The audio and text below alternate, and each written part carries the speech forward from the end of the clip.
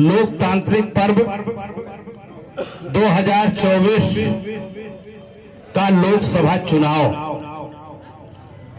होने वाला है। इंडिया गठबंधन के प्रत्याशी माननीय आर.के. चौधरी जी हमारे बीच में हैं और हमारे ग्राम सभा और घर के बगल में है। इनका मैं विशेष तरीके से स्वागत करता हूं, धन्यवाद देता हूं। मंच पर बैठे हुए हमारे माननीय पूर्व विधायक राजेंद्र यादव जी, माननीय पूर्व विधायक गोमती यादव जी, श्री सिंह जैन जी जो आपके जिले के अध्यक्ष हैं, हमारे पूर्व अध्यक्ष भाई श्री अशोक यादव जी, भाई प्रदेश कार्यकारिणी के पदाधिकारी विधानसभा अध्यक्ष अजय रावत जी, भाई पूर्व जिला पंचायत सदस्य Mohan Yadav ji, chairman town area, और ये भी सही है कि राजनीति की उंगली पकड़ करके आसपास के तमाम सारे लोग, क्लास फेलो, शत्रुघ्न रावत हमेशा विपक्ष में रहे, आज वो भी आपके साथ हैं, और इसी तरह तमाम ऐसे प्रधान हैं जिनसे मेरी वार्ता हुई। बात तो माननीय मंत्री से आज हुई, एक दिन और पहले आपका फोन आया था, किन्हीं कारणों से हम मिले नहीं, लेकिन काम एक ही सोच है कैसे, और इस पे हम काम कर रहे हैं। अभी 2 दिन में गांव में रुका, उसकी पूर्व संध्या पर लगभग 20-25 लोग साथ, जिसमें परसैया प्रधान थे, राम नारायण जी आए कि नहीं आए वो थे, और तुम्हारे नरोसा ग्राम प्रवेश थे, थोड़ा स्वस्थ है, और ऐसे करके तमाम लोग आए, अच्छी चर्चा हुई। आज सुबह सरोजी नगर के प्रधान, पूर्व प्रधान, मलिहाबाद के कुछ लोग, बीकेटी के कुछ लोग, ऐसे करके करीब 50-60 लोग, 2-3 लोग बाराबंकी के जो बहुत सामाजिक संगठन चलाते, उनके साथ भी इसी चर्चा हुई।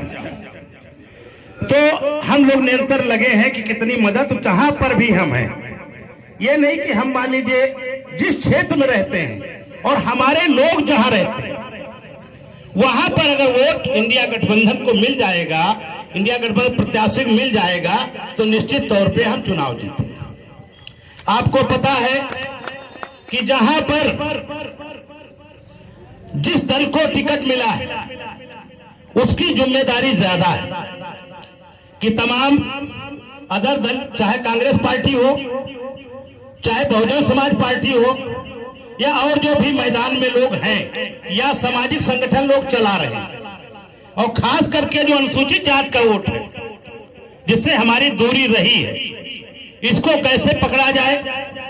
साथ में जो अदर बैकवर्ड है उसमें चाहे मौर्य हो, चाहे कुर्मी हो, चाहे तेली तंबोली, इन वोटों को कैसे पकड़ा जाए, इस पे विस्तृत रणनीति बना करके, और कैसा किसको सम्मान देना है, कैसे किसको उसके घर से निकालना है वोट के लिए, कैसे मोहल्ले में चर्चा होनी है, इस पे अगर हमारे लोग बाहें आगे बढ़ा देंगे, मंच से सम्मान कर देंगे, गले लगा लेंगे और भरोसा दिला देंगे कि इस बार की जो लड़ाई है ये वो चुनाव नहीं है जो हमेशा अब तक होते आए।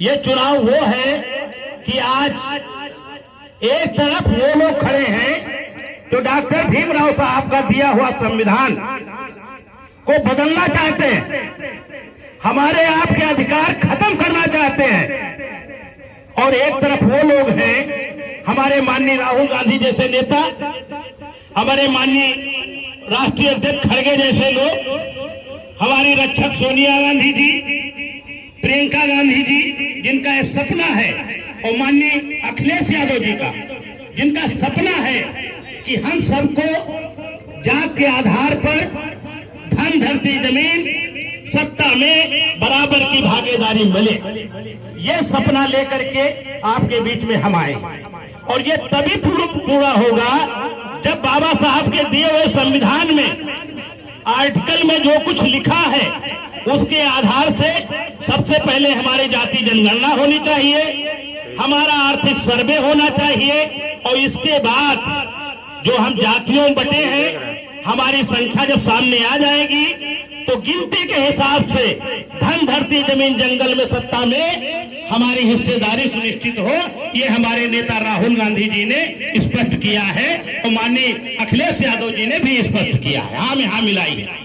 और ये साथियों पहली बार हो रहा है, क्योंकि इससे पहले कांग्रेस पार्टी की सरकार रही है, लेकिन इस एजेंडे पर, क्योंकि उनके भाषण उठा देख लीजिए, इस एजेंडे पर सरकार नहीं चली। और माननीय मुलायम सिंह यादव जब नेता सदन थे तब दबाव बनाया गया था कि जाति जनगणना हो, और जाति जनगणना हुई थी, लेकिन आंकड़े बाहर नहीं आए। उसके बाद भारतीय जनता पार्टी सत्ता में आ गई। तो साथियों आज चुनौती बड़ी है।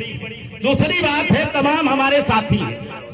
एक वोटर वो है जो समझदार है, अच्छा बुरा समझता है, संविधान के बारे में समझता है, किसानों के बारे में समझता है, सरकार की नीतियों को समझता है।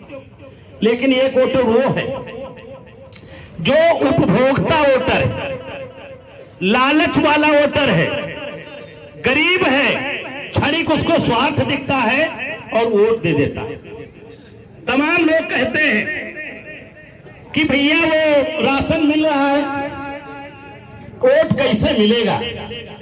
तो साथियों हमको तार्किक बात करनी पड़ेगी, हमको आईना दिखाना पड़ेगा कि जो कुछ आज आपको मिल रहा है वो इससे पहले कांग्रेस पार्टी की देन है। उन्होंने कानून बनाया था, खाद्य सुरक्षा बिल, जिसकी वजह से आपको सस्ता अनाज मिल रहा है। लेकिन जो 10-15 रुपए फ्री दे रहे हैं, इसका मोदी सरकार ने कानून नहीं बनाया है।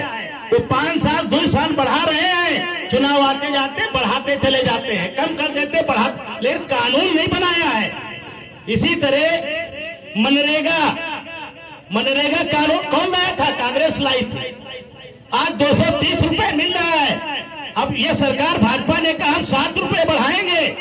राहुल गांधी जी ने कह दिया है, हमारी जो 5 न्याय हैं, उन्होंने कहा है मनरेगा मजदूर को 400 रुपए पूरे देश को दिए जाएंगे। घोषणा कर दी है, अभी घोषणा पत्र संयुक्त आ भी जाएगा। और जो कोई साहूकार या कोई जिम्मेदार या खेत में गांव में भी कोई काम कराएगा तो 400 रुपए में ही उसको मजदूरी मिलेगी। अगर शिकायत करेगा, वैसे तो फ्री कराए, अगर शिकायत करेगा कि मजदूरी 400 नहीं मिल रही तो उस पर कार्रवाई होगी। ये राहुल गांधी ने कह दिया। साथियों आज हम बात करते हैं किसानों की, बात किसानों करते हैं। इससे पहले आपने देखा होता भारतीय जनता पार्टी ने 3 काले कानून लाई थी, जिसमें पूंजीपतियों को हमारी जमीन देने के कानून थे। लगभग 1 साल के ऊपर वहां आंदोलन चला, 700 से 800 किसानों की आहुति हुई। और तब जब चुनाव होने वाले थे 2-4-5 राज्यों में, तब इनको लगा चुनाव हम हार जाएंगे, वो कानून तो वापस ले लिए। तमाम वादे किए, एक भी वादा नहीं पूरा किया। पुनः किसान दिल्ली में बैठा हुआ। और मैं तो बधाई देता हूं जो आसपास के प्रदेश हैं, उत्तर प्रदेश उसमें बहुत अग्रणी भूमिका नहीं निभा पा रहा है, पंजाब निभा पा, हरियाणा निभा पा रहा है। जो बड़ी लड़ाई लड़ रहे हैं वो लड़ रहे हैं, लेकिन वो लड़ाई लड़ रहे हैं देश की। किसान क्या मांगता है? किसान ये मांगता है कि जैसे कोई फैक्ट्री वाला व्यापारी कोई चीज मैन्युफैक्चर करता है, जैसे ये बोतल है, उदाहरण दे रहा हूं, तो इसमें पानी भरा, बोतल की काट, ढकनी काट, बिजली पंखा जोड़ के और जीएसटी जोड़ के लॉन्च कर दिया कि 2 रुपए बोतल है, तो 2 रुपए बोतल आपको खरीदनी पड़ेगी। साबुन टिकिया है, नमक है, जो मैन्युफैक्चरर ने आपको निर्धारित कर दिया मूल्य, वो आपको मिलेगा। किसान क्या चाहता है कि हमारी फसल हम पैदा करते हैं तो हम जानते हैं कि निराई कितनी होती है, श्रम कितना लगेगा, खाद कितनी पड़ेगी, बीज कितना पड़ेगा। हम पूरा परिवार काम करते, श्रम नहीं जोड़ते। तो सरकार मिनिमम प्राइस निर्धारित करे और सरकार को जो भंडारण के लिए जरूरत हो उतना खरीदे, और जो मार्केट में हम बेचे उससे अगर कम पे व्यापारी खरीदे तो उस व्यापारी को जेल में डाला जाए, ये राहुल गांधी ने कहा है। और उन्होंने घोषणा कर दी कि हम आते ही आपको एमएसपी की गारंटी देंगे। इसी तरह चाहे नौजवानों की बात हो, उन्होंने कहा अग्निवीर खत्म करेंगे, हम पुरानी भर्ती मिलिट्री बहाल करेंगे। हमारे चाहे शिक्षक आंदोलन कर रहे हैं, कोई सुनने वाला नहीं।